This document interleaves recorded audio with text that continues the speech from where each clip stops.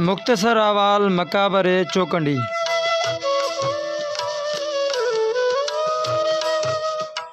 ही चौकंडी चइनि हिस्सनि में विरहायल हुई, जंहिंखे 3 दरवाज़ा उत्तर तरफ़ खां दरगाह शरीफ़ तरफ़ हुआ, मगर पोइ जॻह जी तंगी सबबि उहे विच वारियूं दीवारियूं मुनहदम करे उते मक़बरा तामीर कया विया।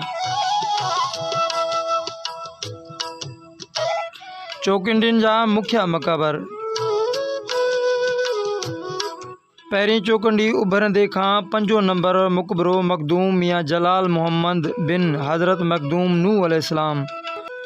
चौकंडी नंबर 2 में उभरंदे खां 10 नंबर मक़बरे में मखदूम पनीलदो बिन मखदूम मोहम्मद ज़मान दस्तार 12 दफ़न आहे ऐं उन जे भरिसां ओलह में मखदूम मियाँ फ़तेह मोहम्मद बिन मखदूम मोहम्मद अमीन साईं पखन वारो आहे।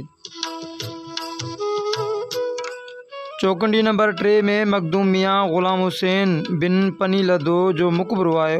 उन जे लाॻीतो उलहंदे बरोच जान मोहम्मद जो मक़बरो आहे। वरी उन जे लाॻीतो मक़बरो मखदूम मियाँ अब्दुल मलाइक जी औलाद जो आहे। चयो वञे थो त मखदूम मियाँ अब्दुल मालिक उर्फ़ मालिक ॾिनो जो मक़बरो लाड़ में मीरपुर बठोरे में कंहिं हंधि आहे। हिकु ॿी रिवायत मुताबिक़ पाण काछीलो तालका कोट ग़ुलाम मोहम्मद पराण शाख जे कप ते दफ़न आहे।